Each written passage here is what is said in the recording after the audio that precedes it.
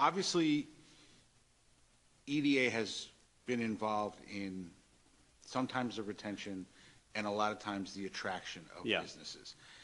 But other than just this, what has, and either through your experience previously in the city of Newark, obviously, or now, like, how much of it is just what EDA does, and how much of a factor in terms of business attraction is sort of everything else that we have going on in the state? EDA is definitely the central player in this from a state entity level. That being said, a lot of different markets, Newark is one of them, Atlantic City, many of the counties, Bergen County, Essex County, both very active in improvement authorities, Cumberland County Improvement Authority. So you'll see a lot of local additions. But for the most part, it's rare that we self-perform in the sense that you'll see other states, they will kind of soup to nuts, buy a site, get it ready, which is something I'd like to do more of. But one of the things we also do in all our programs is leverage private capital. So I would be unhappy if in a way like EDA was doing too much or the state was doing too much. I don't want to ever leave private capital on the table. So one of the things we're looking at is, again, how we can crowd that in all across sectors. But really between us, Choose New Jersey, which is a 501c3 entity that we work with a lot, as well as the Business Action Center on the smaller business side and the tourism side. Those are sort of the major stools, in the economic development story. Has our tax climate, business and regulatory issues, regulatory components, have that played a factor? I see what you're saying. Right? Like, I mean, it can't be just EDA is going to give you, you could propose saying, we'll give you guys a $5 million EDA grant for hiring 500 employees. Sure. And North Carolina could do the same thing, right? And if you went to $5,001,001, like, is that it? Is it just the amount of grants that you guys are giving or not giving? Or is it also the tax climate in this state that plays a factor as well?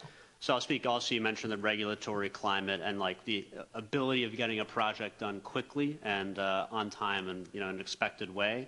I think that is, I arguably say, the central thing that Governor Sherrill is focused on an economic development standpoint. You're right.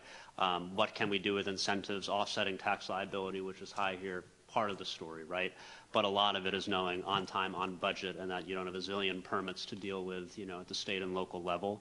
So she and the team across departments has been focused on making that better. When we talk to different industries, they will often cite that as, we would like to invest here, but it might take too long. We don't know if we're going to get held up in, zoning board number 2, in a municipality or something like that.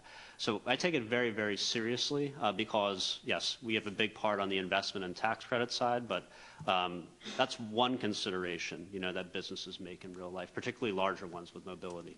So last topic for you, we spoke about sort of New York, right, and what's going on in New York City. And there's been a lot of attention in the news over the mayor's video outside of somebody's apartment, right? So obviously that entity decided to pick up and move to Florida. Decision like that doesn't happen overnight. So as there are more and more reports and business leaders talking about the unfriendliness of the atmosphere around the 5 boroughs of New York City, what are we doing, by we I mean you, doing to attract those businesses here? Because conceivably, it's easier to move 8 miles west than it is 2,500 miles south. Yeah. One thing is saying that, I am personally involved in trying to meet with and sell to some of those businesses in New Jersey, developing the tools that we can have in the financial side to make that more possible. We've tried some things like this over the years. In my opinion, hasn't gone far enough to meet the opportunity. We have done a lot as well in terms of incentivizing very modern office infrastructure, say in New Brunswick or in Newark, that is near mass transit, so we can be attractive. And if, there are some unlucky people who live in New York and they have to commute to New Jersey, they can. But mostly, in our case, to help draw people in, not just the cities, but to kind of, all the kind of office we have all over. It is an obvious play to make right now. We have a really competitive financial services industry, life sciences, that New York has done, a pretty good job at building up themselves, bringing more to Manhattan and Brooklyn Navy Yard, places like that. That has to end. So I'd be very interested in working with, with all of you about the different tools we can have to accelerate that, given the opportunity when you have stories like Citadel, Yep. making a move like that.